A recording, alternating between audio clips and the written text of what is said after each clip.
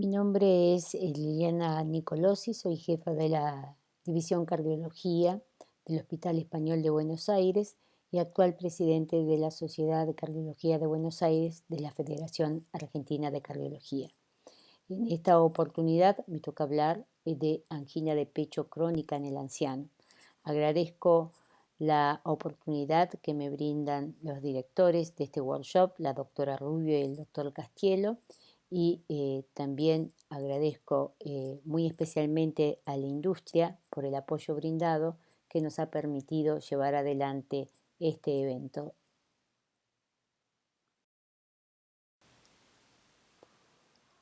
La urbanización, la industrialización y la globalización que acompañan la transición económica traen consigo cambios en los modos de vida que propician las enfermedades cardíacas. Estos factores de riesgo son los conocidos, entre otros podemos mencionar el consumo de tabaco, la inactividad física y la dieta inadecuada. La esperanza de vida en los países en desarrollo está aumentando de forma muy pronunciada y las personas se ven expuestas a estos factores de riesgo durante periodos más prolongados. Es por esto que la enfermedad cardiovascular continúa siendo la principal causa de muerte en todo el mundo y cada año mueren más personas por enfermedad cardiovascular que por cualquier otra causa. Se calcula que en 2015 murieron por esta causa 17.7 millones de personas. Esto representa el 31% de todas las muertes registradas en el mundo. De estas muertes, 7.4 millones se debieron a cardiopatía coronaria y 6.7 millones a accidente cerebrovascular. Más de las 3/4 partes de las defunciones, es decir, más del 75% de las defunciones se debieron a enfermedades cardiovasculares y estas se producen en países de ingresos bajos y medios.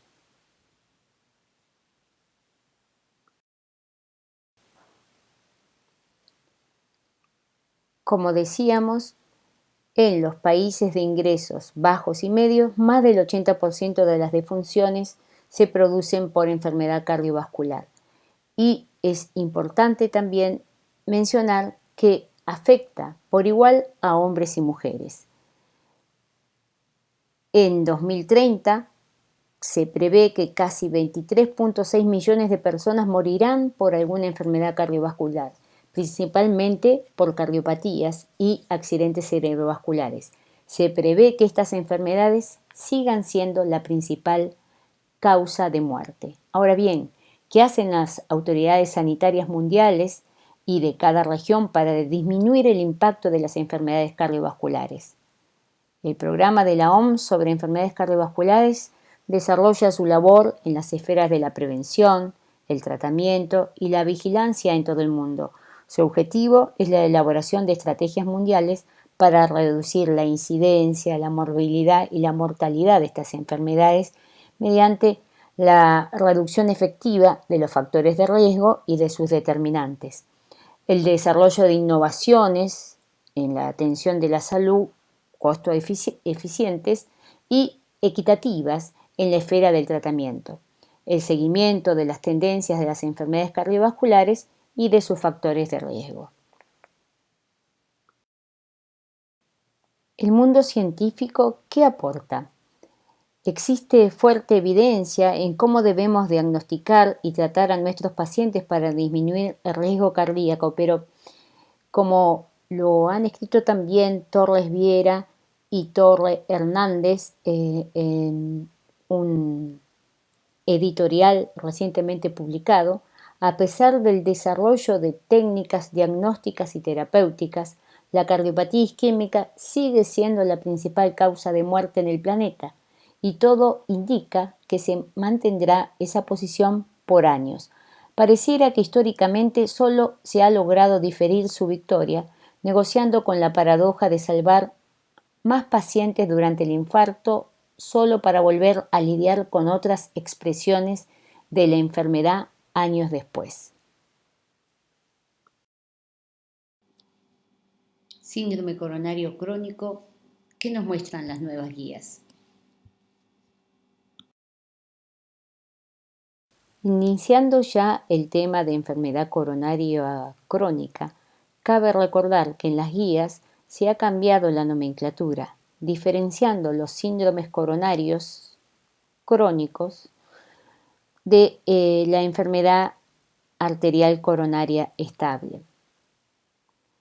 Este cambio remarca el hecho de que la enfermedad arterial coronaria puede manifestarse como síndrome coronario agudo o como síndrome coronario crónico. La enfermedad puede tener periodos prolongados y estables, pero también puede volverse inestable en cualquier momento, generalmente debido a un evento aterotrombótico agudo causado por la ruptura o erosión de la placa. Sin embargo, la enfermedad es crónica, más a menudo progresiva y por tanto grave. Incluso en casos clínicos aparecen periodos aparentemente silenciosos. La naturaleza dinámica del proceso enfermedad arterial coronaria resulta en varias presentaciones clínicas que pueden ser convenientemente categorizadas como síndromes coronarios agudos o síndromes coronarios crónicos.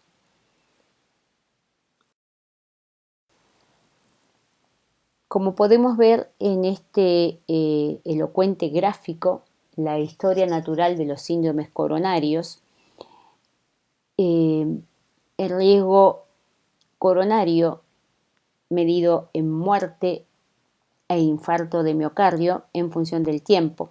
Tenemos un periodo inicial subclínico seguido de un periodo de reciente diagnóstico o de revascularización miocárdica igual o menor a un año y a largo plazo del diagnóstico. Como podemos ver, vamos a tener un mayor riesgo en el grupo de sujetos que no logren un control de los factores de riesgo, que tengan una subóptima modificación del estilo de vida o de la terapia médica y que tengan un gran área de riesgo de isquemia miocárdica.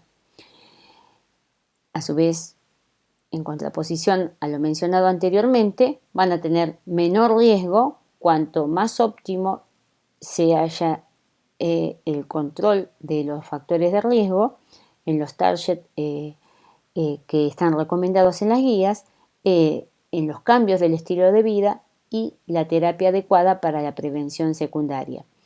Por ejemplo, la administración de aspirina, de estatinas, de inhibidores de la enzima convertidora y una apropiada revascularización.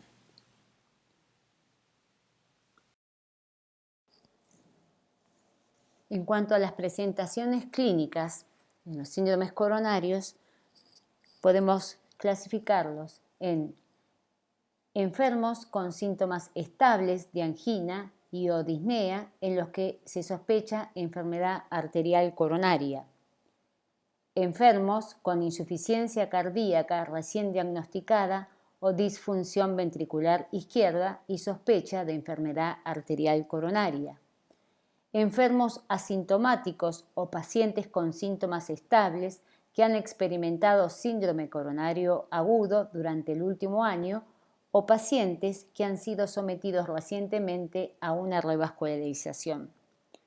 Enfermos asintomáticos o sintomáticos en los que se ha diagnosticado enfermedad arterial coronaria o han sido sometidos a revascularización más de un año atrás. Enfermos con angina de pecho y sospecha de enfermedad vasoespástica o microvascular. Y por último, enfermos asintomáticos con enfermedad arterial coronaria diagnosticada mediante screening.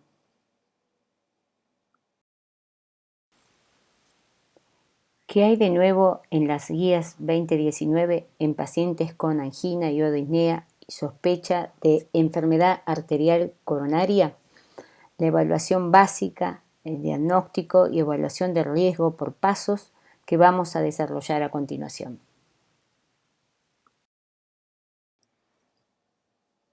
En esta figura se muestra el enfoque general para el manejo diagnóstico inicial de pacientes que presentan angina y sospecha de enfermedad arterial coronaria obstructiva. El enfoque de diagnóstico incluye 6 pasos. El primer paso es evaluar los síntomas y signos para identificar a los pacientes con posible angina inestable u otras formas de síndrome coronario agudo. En el paso 2, en pacientes sin angina inestable u otro síndrome coronario agudo, se evalúa seguidamente el estado general del paciente y la calidad de vida. Se evalúan las comorbilidades que potencialmente podrían influir en las decisiones terapéuticas u otras posibilidades. Se consideran las causas de la sintomatología. El paso 3 incluye pruebas básicas y la evaluación de la función ventricular izquierda. A partir de entonces, la probabilidad clínica de enfermedad coronaria obstructiva es estimada y sobre esta base 4, se ofrecen pruebas de diagnóstico a pacientes seleccionados para establecer el diagnóstico de enfermedad arterial coronaria. Es decir, toma de decisiones teniendo en cuenta la estimación clínica de enfermedad arterial coronaria. Una vez que el diagnóstico de esta enfermedad arterial coronaria obstructiva se ha confirmado, se determinará el riesgo del evento del paciente, paso 6, ya que tiene un gran impacto en el tratamiento terapéutico y la toma de decisiones posteriores.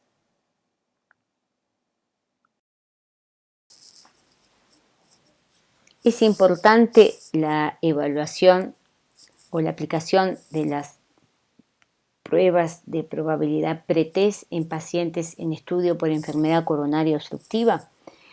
En un análisis conjunto de 3 cortes que incluyó 15.815 pacientes sintomáticos según edad, sexo y la naturaleza de los síntomas en un estudio combinado de datos contemporáneos que incluyó entonces estos pacientes con sospecha de enfermedad arterial coronaria, ha indicado que la probabilidad pretest basada en la edad, el sexo y los síntomas es aproximadamente 1/3 de lo que se predecía en el modelo utilizado en las guías anteriores.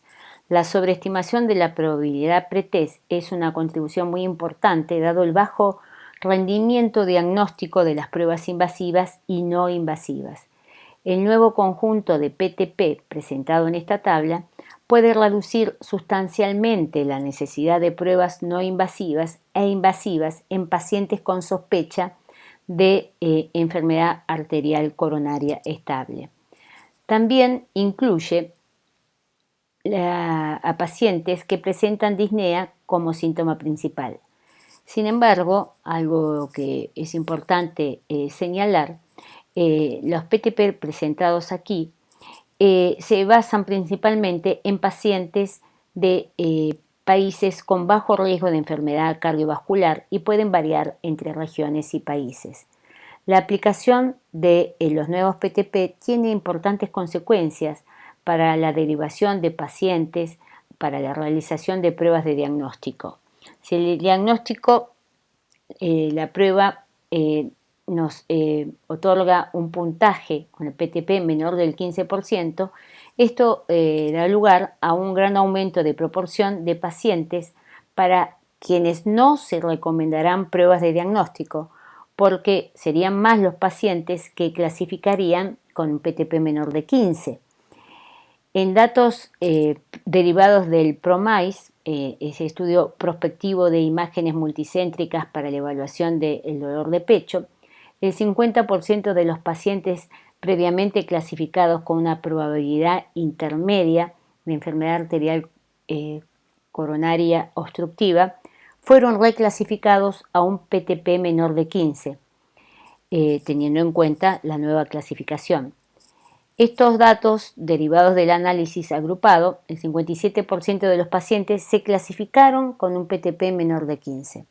Los estudios han demostrado que los resultados en pacientes clasificados con el nuevo PTP con valores menor de 15 es realmente muy bueno, dado que el riesgo anual de muerte cardiovascular o infarto es menor de 1. Por lo tanto, es seguro posponer en estos pacientes las pruebas de rutina y de esta manera se reducen así el número de procedimientos innecesarios y también los costos.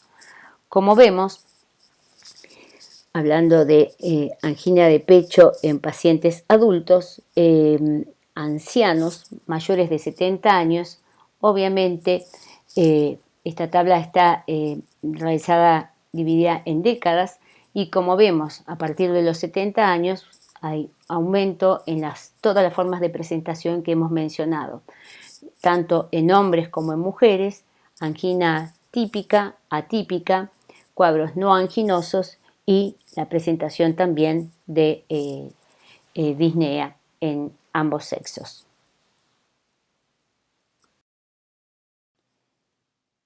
¿Qué nos proponen las guías actuales en relación a la selección de las pruebas diagnósticas? Se puede utilizar tanto una prueba funcional o una prueba anatómica para establecer el diagnóstico de enfermedad arterial coronaria obstructiva. Depende obviamente del caso que se presente. El resumen de las principales vías de diagnóstico se muestran en el cuadro que estamos observando. Se necesita información tanto sobre la anatomía como de la carga isquémica.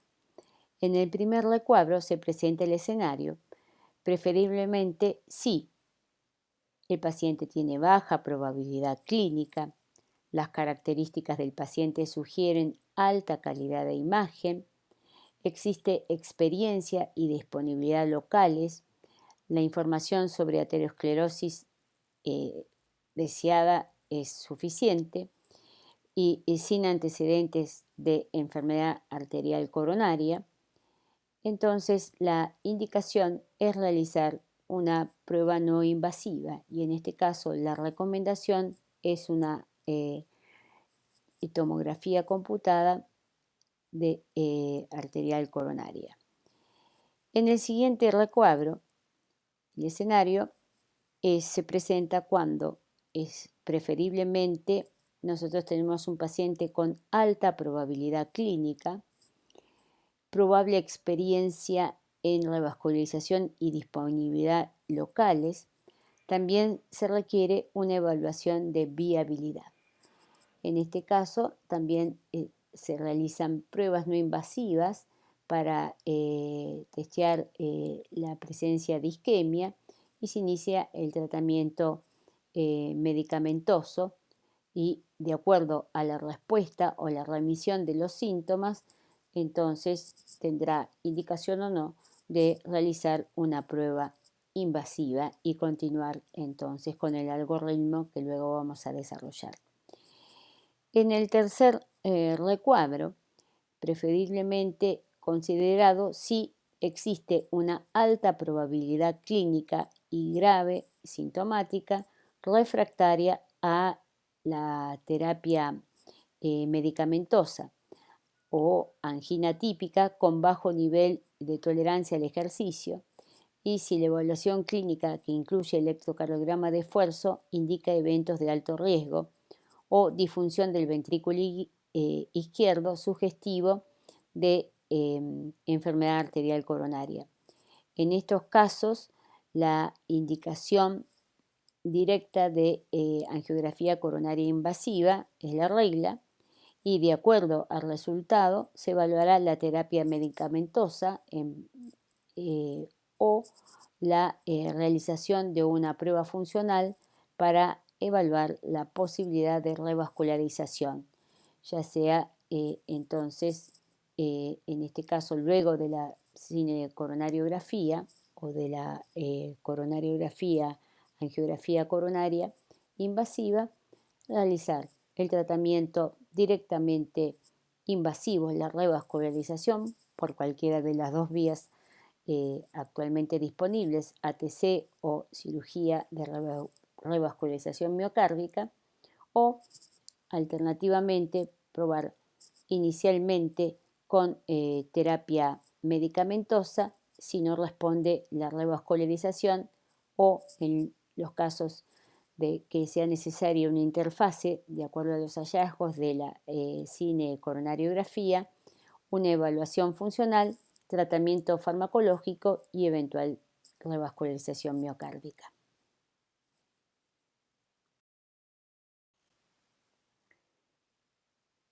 ¿Cuáles son los objetivos del tratamiento en el síndrome coronario crónico? Los objetivos están alineados al alivio sintomático, ya sea a través de un tratamiento antiisquémico y el tratamiento médico óptimo. Pero es importante tener en cuenta las recomendaciones sobre el estilo de vida y el control de los factores de riesgo. La modificación del estilo de vida y control de factores de riesgo cardiovasculares, ya que es sabido que la implementación de hábitos de vida saludables reducen el riesgo de eventos cardiovasculares posteriores y también la mortalidad. A esto se suma la terapia de prevención secundaria adecuada. Las recomendaciones en el estilo de vida se describieron más detalladamente en las guías anteriores de 2016. En las de 2019 se pone de manifiesto nuevamente que para la prevención de las enfermedades cardiovasculares en la práctica clínica, la modificación de los factores de estilo de vida son importantes y la implementación de comportamientos saludables, como por ejemplo el abandono del hábito de fumar, la actividad física, la dieta saludable y el mantenimiento de un peso adecuado, esto lo vamos a ver luego, disminuyen significativamente el riesgo de eventos cardiovasculares futuros y muerte, incluso cuando se controla mediante evidencia secundaria basada en las recomendaciones. Los beneficios se observan hasta 6 meses después de un evento inicial.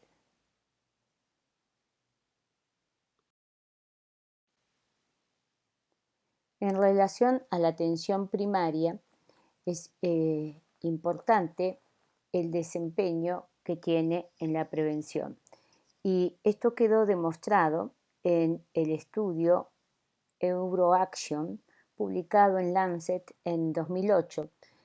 Es un ensayo que mostró que un programa coordinado por enfermeras en la atención primaria fue más eficaz para ayudar a los pacientes a alcanzar los objetivos de factores de riesgo relacionados con el estilo de vida que la atención habitual.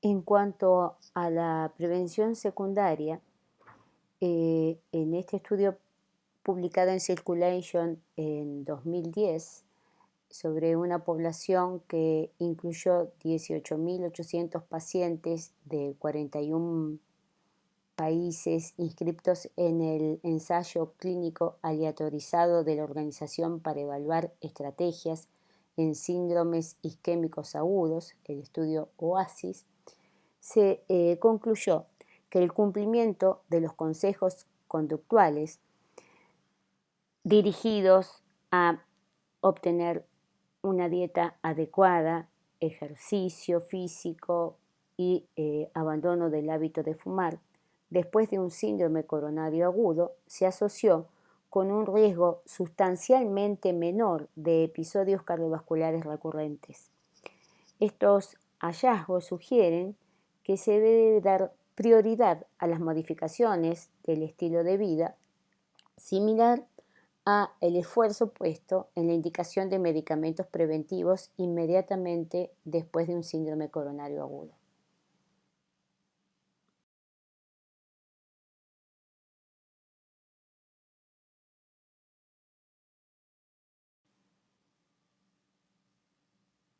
En esta tabla podemos observar entonces más detalladamente las recomendaciones sobre el estilo de vida en relación a la cesación del tabaquismo, la dieta saludable, la actividad física, el peso saludable y otras recomendaciones como son indicaciones de tratamiento preventivo y recomendaciones para la actividad sexual según el riesgo y la presencia de síntomas. En esta tabla, entonces, vemos más detalladamente las recomendaciones sobre las modificaciones en el estilo de vida que hemos mencionado anteriormente.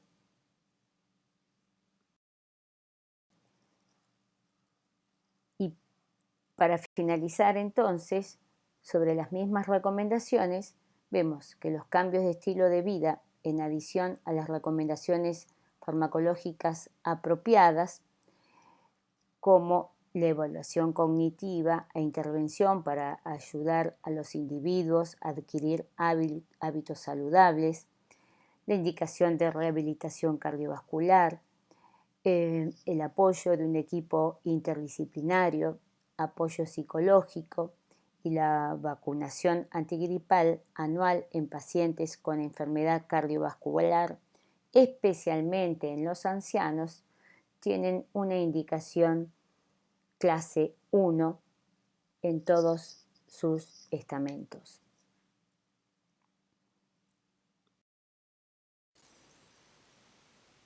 En el momento de decidir tratamiento médico versus revascularización, hay dos cuestiones importantes que el cardiólogo debe tener en cuenta. Primero, ¿a qué pacientes y cuándo? Y, en segundo lugar, el momento y la estrategia de revascularización debe ser evaluada por un equipo interdisciplinario y por el mismo paciente. Yendo entonces al tratamiento farmacológico del enfermo con síndrome coronario crónico, lo primero que debemos establecer es si es posible iniciar un tratamiento farmacológico típico teniendo en consideración los aspectos clínicos del paciente. En este cuadro vamos a ver entonces el tratamiento propuesto en enfermos con síndrome coronario crónico. Y cuando vamos a plantearnos iniciar el tratamiento en un paciente con síndrome coronario crónico, lo que debemos preguntarnos es si el paciente es posible de un tratamiento típico. Y la respuesta va a ser sí o la respuesta va a ser no. ¿Y cuándo va a ser no? Va a ser no cuando consideramos que el paciente tiene una frecuencia cardíaca anormal, elevada, mayor de 80, o disminuida, menor de 50, o tiene disfunción del ventrículo izquierdo o insuficiencia cardíaca, o tiene una presión arterial disminuida. Entonces, importante que, dada la evidencia limitada sobre varias combinaciones de fármacos en diferentes condiciones clínicas, las opciones terapéuticas propuestas son solo indicativas de posibles combinaciones y no representan recomendaciones formales. Cuando decimos que el paciente puede recibir un tratamiento típico, en el primer paso del tratamiento, la recomendación sería un beta bloqueante o un bloqueante cálcico. En caso de que este tratamiento sea insuficiente o requiera de la asociación con otra droga, entonces pasaríamos al segundo paso y esto sería el beta bloqueante asociado con un beta bloqueante dihidropiridínico. Y en el caso de que no fuese suficiente aún este tratamiento con dos drogas, pasaríamos al tercer paso, donde añadiríamos una tercera droga, de un fármaco de segunda elección. Cuando nosotros combinamos, que ya lo he remarcado anteriormente, beta bloqueantes y bloqueantes cálcicos no hidropiridínicos, debemos tener en cuestión que debemos hacer un monitoreo de la frecuencia cardíaca y de la presión arterial. Entonces, para esto debemos iniciar a baja dosis la medicación e ir viendo la tolerancia. Y esto siempre que hagamos tanto en el primer paso o en el segundo paso, que asociemos beta bloqueantes con bloqueantes cálcicos. Vamos a ir abreviando este cuadro porque es bastante elocuente y vamos a tener en consideración cuando nosotros agregamos ivabradine, y en este caso la ivabradine o la trimetazidina, cuando vemos que tenemos la frecuencia cardíaca más baja, una de las cuestiones que tenemos que tener en cuenta es que ivabradine no debe combinarse con bloqueantes cálcicos dihidropiridínicos. Considerar agregar el medicamento elegido en el segundo paso, probando en el primer paso si la presión arterial permanece sin cambios. Hasta ahora hemos revisado la prevención primaria, la prevención secundaria, el tratamiento farmacológico de acuerdo a la nueva evidencia científica y llegado el momento de tener que resolver la situación de un paciente con síndrome coronario clínico que no resuelve con el mejor tratamiento óptimo, estamos ante la circunstancia de decidir cuál es el mejor método de revascularización miocárdica, ATC versus RM. Y en esto tiene que ver mucho el cuadro clínico del paciente. En esto vamos a tener en cuenta la localización de las lesiones coronarias, los resultados de estudios de apremio previo, monto isquémico, las características angiográficas de las lesiones, ya sea su severidad, la tortuosidad, calcificaciones, la extensión de las lesiones, las comorbilidades y riesgos adicionales del paciente, ya sea sangrado, fragilidad, diabetes, insuficiencia renal crónica, EPOC, etc. Cuando hablamos de comorbilidades, recordemos en este caso en particular que a mayor edad, mayor presencia de comorbilidades, disponibilidad de recursos y experiencia del centro y la preferencia del paciente.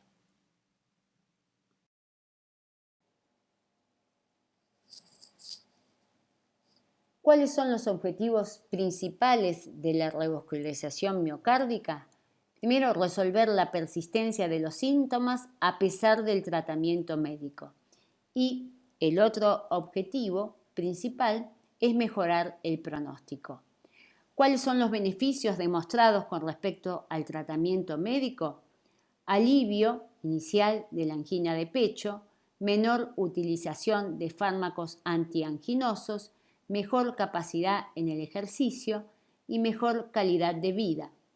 Así también disminución del número de eventos.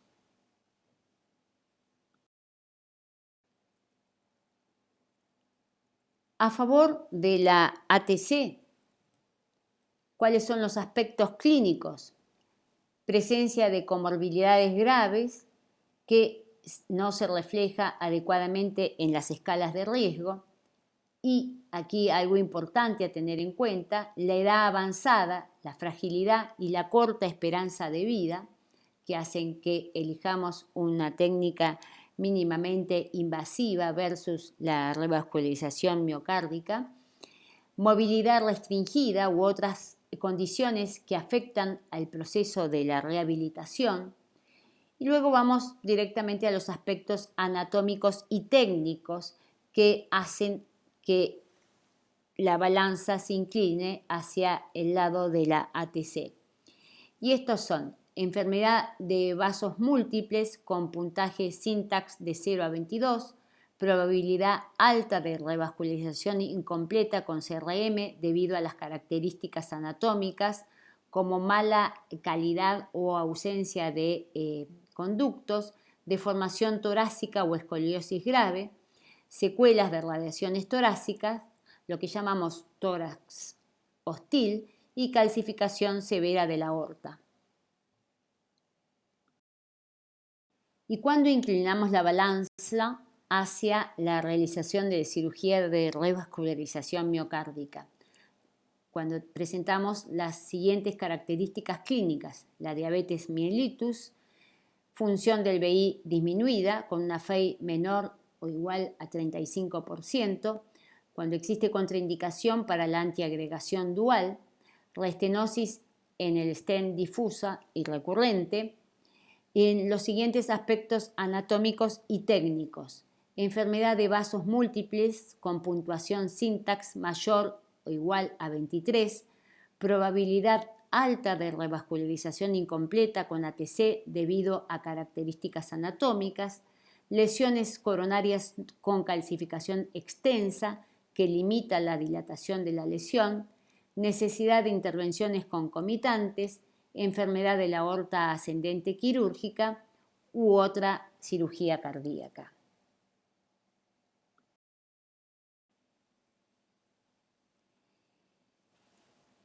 ¿Qué hacemos entonces con las poblaciones especiales y el tratamiento del síndrome coronario crónico, la edad avanzada y síndrome coronario crónico?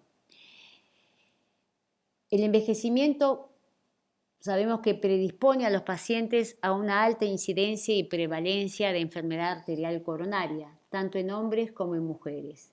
Los pacientes de edad avanzada, mayor de 75 años, tienen mayor riesgo de mortalidad y morbilidad atribuible a síndrome coronario crónico, que se favorece con la elevada prevalencia de las comorbilidades que padecen.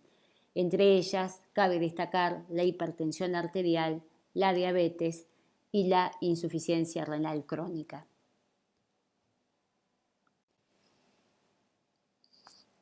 El problema en el tratamiento de estos pacientes de edad avanzada y con síndrome coronario crónico, que si bien sabemos que la prevalencia de pacientes ancianos con enfermedad arterial coronaria está aumentando, esta población suele ser subtratada, subdiagnosticada y además está subrepresentada en los ensayos clínicos. Es decir, existe poca evidencia a favor del tratamiento de estos pacientes.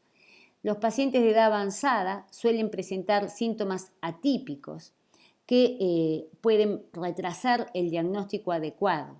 El tratamiento del síndrome coronario crónico en ancianos además es complicado por una mayor vulnerabilidad a complicaciones tanto para tratamientos conservadores como para prácticas invasivas, como son la presencia de sangrado, la insuficiencia renal crónica y deficiencias neurológicas, deterioro cognitivo, entre otros, todas las cuales requieren una atención especial.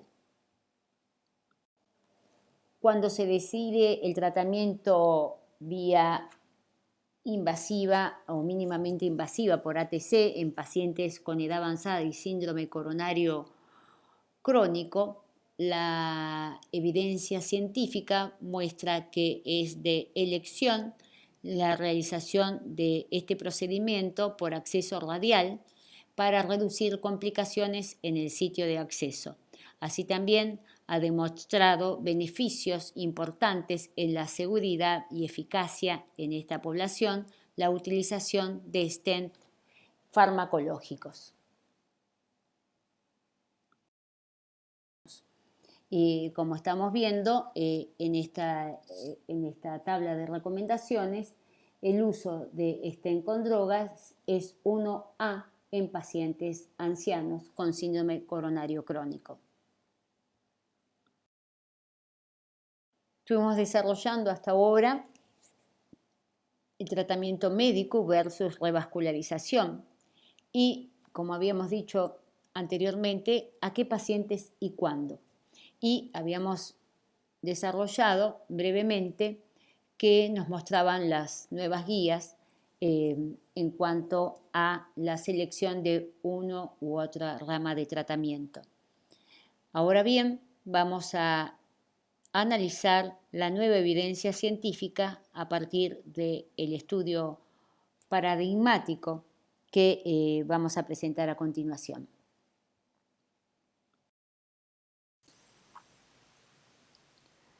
Mucho se ha discutido, mucho se ha escrito, existe evidencia científica al respecto, pero siempre se ha generado la controversia entre qué es lo más adecuado para el paciente que tenemos que tratar. Y en noviembre de 2019, durante las sesiones científicas de la AJA, se presentó este revolucionario estudio que ganó la atención de todos los cardiólogos, el reporte preliminar de la isquemia.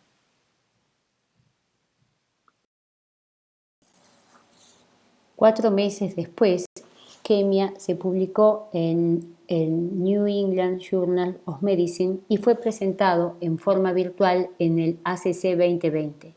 El Isquemia Trial intentó responder si en pacientes con enfermedad coronaria estable sintomáticos, con isquemia moderada a severa en un test evocador de isquemia, existía beneficio en la realización de cateterismo cardíaco y una eventual revascularización sobre el tratamiento médico óptimo actual.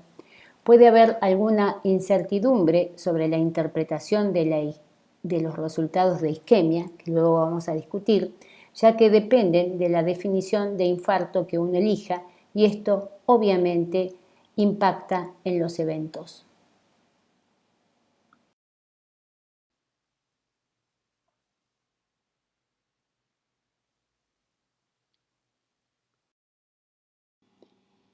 No quiero dejar de comentar una de las principales críticas que recibió este estudio y es la utilización de angio-TC coronaria previo a la randomización para seleccionar los pacientes óptimos para ambas estrategias. Si bien este método descarta los casos que debieran por su severidad anatómica ser candidatos a revascularización obligada y selecciona a quienes tengan enfermedad epicárdica severa que justifique la randomización. Esto es poco extrapolable a la realidad, en especial para países como el nuestro, lo que disminuye claramente la validez externa de este estudio. Bajo esta estrategia se determinó, previo a la randomización de los pacientes incluidos, que presentaban un elevado porcentaje de lesión severa de la arteria descendente anterior y lesión de 3 vasos epicárdicos. Aproximadamente el 50% de ambas ramas para ambos tipos de lesiones, configurando así pacientes con elevado riesgo anatómico, aunque posibles de aleatorizar para ambas ramas.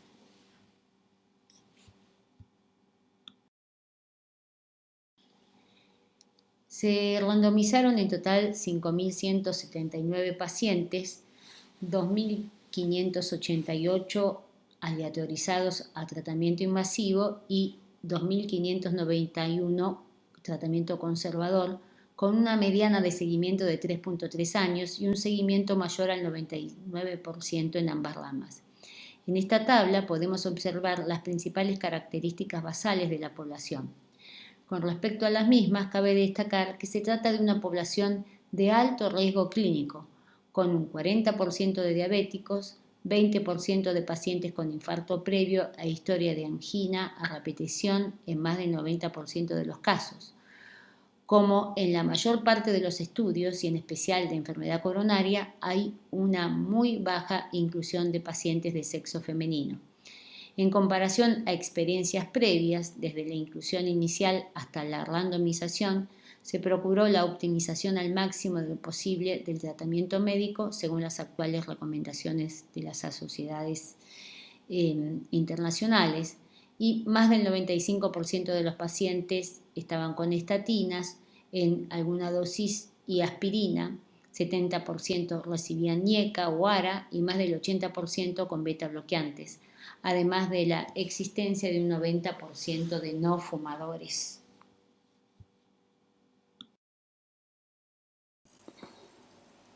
Sí está claro que no hay una ventaja obvia de ninguna de las dos estrategias, inicialmente invasiva con eventual revascularización versus tratamiento médico óptimo a 4 años del seguimiento. Esto lo muestra la curva de supervivencia a 4 años en el endpoint primario de muerte cardiovascular infarto de miocardio, hospitalización por angina inestable, insuficiencia cardíaca o posparo cardíaco resucitado. Estos hallazgos subrayan el enorme beneficio que aporta el tratamiento médico contemporáneo en la enfermedad coronaria. En este aspecto es fundamental la adherencia a las recomendaciones de las guías actuales, que debe ser estricta.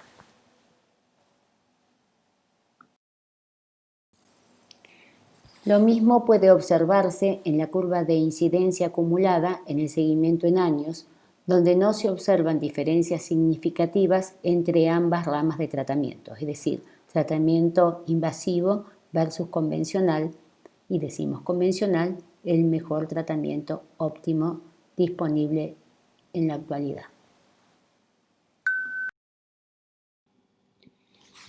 En estos gráficos podemos observar los resultados de ambas ramas en el seguimiento en el tiempo en los puntos finales secundarios mayores, donde observamos que no se muestran diferencias significativas entre ambas líneas de tratamiento, es decir, invasivo versus convencional.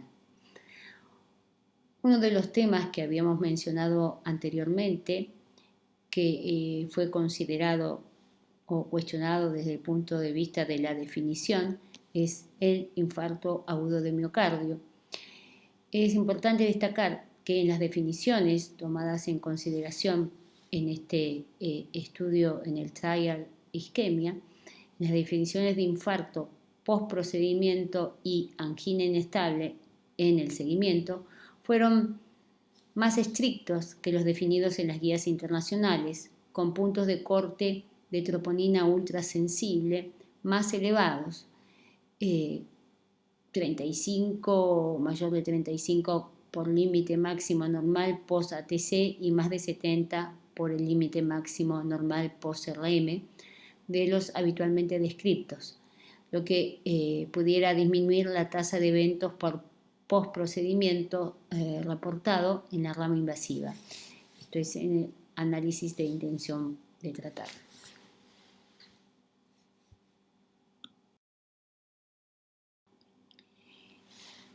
A modo de resumen y para ir concluyendo este análisis del trabajo, el Ischemia Trial nuevamente parece alinearse a los estudios previos como el Courage y el Bari 2D, demostrando que los pacientes con enfermedad coronaria estable, aún con isquemia severa, presentan placas de ateroma calcificadas y con baja tasa de complicaciones y mortalidad, en las cuales las técnicas de revascularización epicárdica actuales no resultan superiores al tratamiento médico óptimo.